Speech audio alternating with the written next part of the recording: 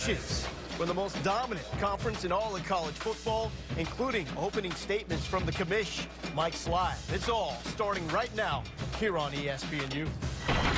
Said because it was offensively, you know what the type of recruits they get. Going out to Hoover, Alabama, the DirecTV mobile studio. And look who is standing by. It is Joe Shad. And Joe, we're hearing a lot of talk coming out that Mike Slive is going to open up the SEC Media Days very strong with a big statement. What do you expect that statement to cover?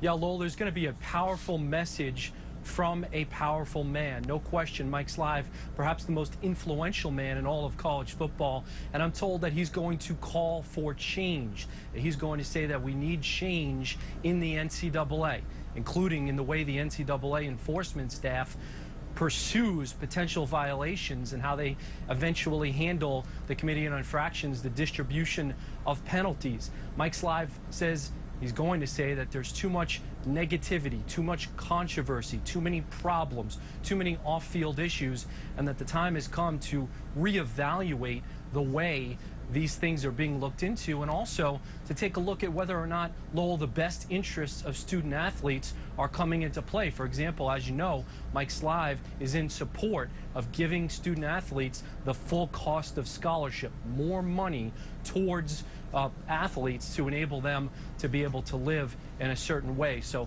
a powerful message from Mike Slive. I'm told that the other conference commissioners and the NCAA are aware of what he intends to say, and I'm told that I really need to, and we all need to tune in and hear that message for ourselves. Well, Joe, you called him one of the most powerful, if not powerful, the most figure in all of college football. What kind of momentum could this gain for some of those big topics out there after he makes his speech? Well, Lowell, there's no question that when Mike Slive talks, people listen. And there's no question that, you know, in the wake of 5 consecutive BCS national championships for college football, Mike Slive could choose to stand up there in front of the room, as he has done in past years, and simply run through the SEC's list of tremendous accomplishments, both on and off the field. But there's no question that there's been such a litany, such a run of off-field negative stories, including stories involving teams in his conference. Obviously, LSU recently having gone on probation.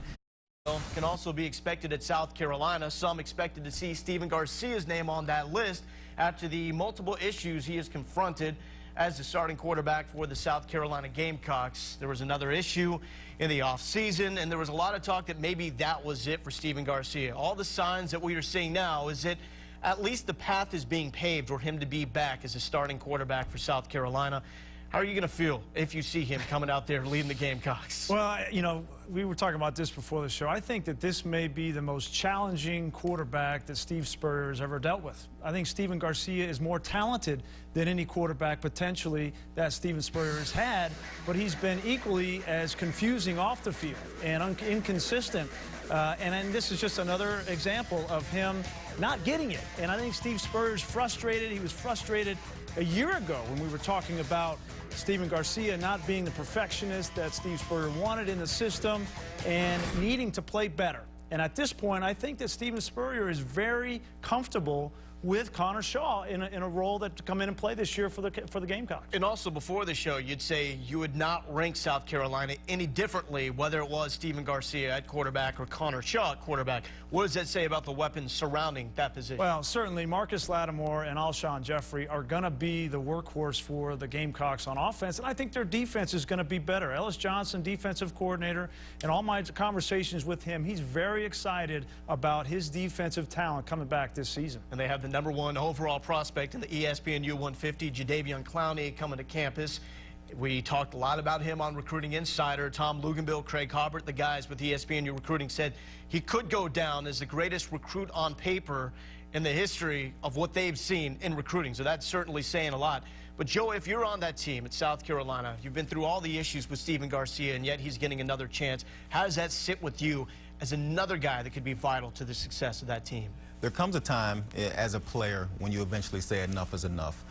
Your quarterback is looked at like a head coach to you, and you play for that guy, you get in a huddle with that guy, and you look him in the eye, and you know he's there for you, and you have to be there for him. After a while of these things off the field that are taking him away from your team, you get to a point as a player where you have had enough. Now, Brian talked about Steve Spurrier and his relationship with Garcia. Now, the players and the coach are always different in this, you know, because the coach doesn't have to get in the huddle and look him in the eye and expect him to make a play when you're out there with him and your butt's on the line. As a player, you say, look, enough is enough. Either you're here for us 100% or you're not. I don't know where they are with that, but I know that will be an issue and something they're going to have to figure out for this team. They want to see the same level of commitment and character in that huddle. I mean, the quarterback is held to a higher standard. That's just the way it is. And Steven Garcia has played well at times, played not so well at other times, but what he has done off the field gives him no room, no latitude to be that leader on the team. It's just you can't do it. And it also depends on the backup. If the backup, if the backup's pretty good, you can take a little more. And that's the interesting situation. They put in Connor Shaw. I believe it was late against Auburn. He ended up throwing the final 2 interceptions in his only 2 drives. But Steve Spurrier has liked Connor Shaw a lot. Just another opportunity perhaps to see the now sophomore get out there for the South Carolina Gamecocks. We've all talked about, though, if everything goes well for South Carolina, especially with the SEC East, we'll be talking about back-to-back conference championships in the division ranks. And Mike Slive, as anticipated, starting off strong as well, came out talking about some key issues that he said needed attention throughout college football, really hitting 4 points. The redefinition of benefits to student athletes. 2, the strengthening of academic guidelines. Number 3, modernizing recruiting rules. And number 4, supporting NCAA enforcement of those rules. Danny, from everything that you heard the commissioner speak about, what was the point that stood out to you the most? Well, number one, I like the fact that he had a plan, and it was very specific, very well thought out and laid out for everybody to see. And 2 things really caught my attention. One was the academic eligibility requirements. If you are a young student athlete and you're in 7th or 8th grade, you better pay attention and start going to class, because basically what he's saying is that when schools are starting the recruiting process, they're not going to look at just your GPA and your SAT scores to see if you can get in. What he's proposing is that they go back and look at the history of what you did while you were in school. So pay attention. The second thing that I really liked about what he said is modernizing the recruiting rules, the recruiting process. It is outdated. They are not up to speed as far as Facebook, Twitter, Skype, things that coaches are doing. They're not up to speed with the rules. And I think that if they make some changes to those, get them up to date, it'll make a lot more sense. Everybody will be able to follow them, and there'll be less violations. What do you think, Joey? Well, I do agree with the idea of the Facebook, the Twitter, you know, get up to speed. I agree with that stuff. I think it is always interesting to me when people start bringing in projects. Let's do certain things, but they don't really give you a cost analysis with it. What is it going to cost to do these things? Now, we put up the numbers that the SEC makes, the revenues that they make. Well, what do you do when you go to the other conferences? They don't make that kind of money. How do they compete with these people who make the kind of money that the SEC makes? If you tell them they have to start implementing these programs to stay even, then what do they do and how do they cost to it? Well, could potentially have the long snapper at Utah State licking his chops, and I could use some of those benefits as well. The SEC is going to do it, but Mike Slive coming out to start off the SEC Media Days. The first coach will be Bob. Exuberance that you show on the sideline. How are you going to approach 900 media members here at SEC Media Day? Well, Joe, it's great to be here and representing the University of Florida. Really excited about today, and looking forward to meeting a lot of familiar faces, including you. Coach, John Brantley obviously has the benefit of working with Charlie Weiss. What have you learned about John Brantley since your arrival in Gainesville, and what do you think he has the ability to do better this year? Well, I think John is a little more comfortable with what we're doing with his skill set offensively. Charlie's a great developer of quarterback. He finds out what they do well, you know, and then we're going to accentuate what he does well, and that's a lot of the run, play action, throw the ball deep, take the ball down to the check downs, and John's done a nice job. He had a great spring, and I'm very pleased with the reports I'm getting through the summer. Unfortunately for Florida, you had to let go Janoris Jenkins for some off-field incidents, the cornerback. I know you've talked about the importance of doing things the Florida way. Explain that to the fans. What is the Florida way? Well, we don't have a whole lot of rules, but we're going to act the right way, and we're going to represent the Florida in a first-class manner. And it's not a right to play at Florida. It's a privilege. And we got to understand that and understand when you don't act the right way, there are consequences. And Janoris is a fine young man. He made some poor decisions, and I wish him all the luck in the world at North Alabama and, of course, in the National Football League. Now, you've been coaching in the Big 12, some good opponents there, but I looked at your schedule, and unless I have it wrong, it appears y'all have Alabama, LSU, and Auburn in 3 consecutive weeks.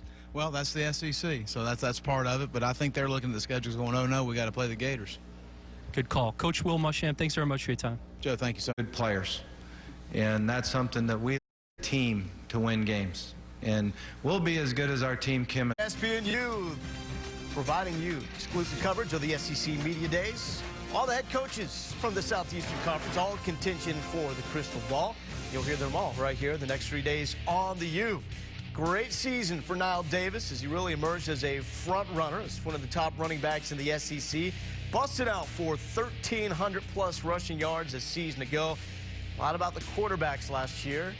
Even quarterbacks like Cam Newton leading the SEC in rushing this season.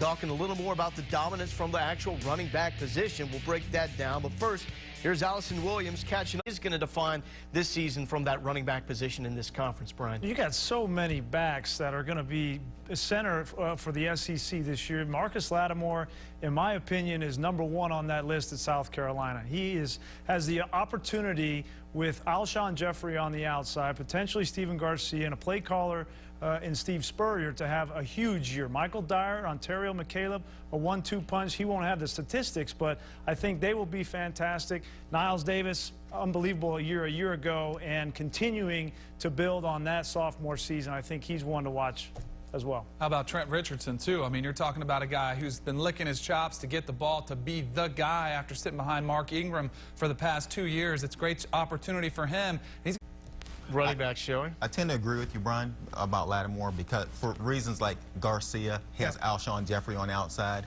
And as a running back, for your running game, you need to be able to throw the ball. If you can throw the ball, all of a sudden, the D-line, the linebackers, the defensive backs all have to respect the pass, which opens up lanes for your running back, which then lets guys get downfield. So it works both ways. As a receiver, I was always ecstatic to have a good running game, and as a running game, it's always good to have a good passing game. So I think Lattimore will have a big season. And people kind of sleeping on the Mississippi running backs. I'm not stepping down. He's actually got a lot on his plate because these are the SEC's commissioner's proposed changes right now. He wants to see happen with some key situations across the NCAA. 4 points, saying wants to redefine the benefits of being a student athlete, strengthen academic guidelines going all the way down to high school, modernize recruiting rules, get up to speed with the Facebook and the Twitter, and support NCAA enforcement.